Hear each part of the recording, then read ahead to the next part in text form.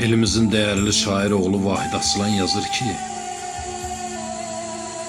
qocalan zamanın daş yaddaşında, duyğusu istəyi uşaq yaşında, bir dərə qaşında, bulaq başında oxuyan səsimdir xatirələr.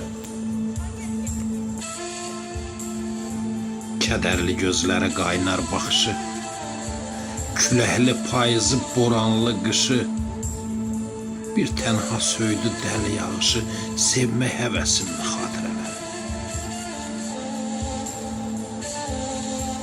Hər gecə özümə danışmaq üçün, hərdən küsmək üçün, barışmaq üçün, hey səni düşünüb darıxmaq üçün bir ömür bəsimdir xatirələr.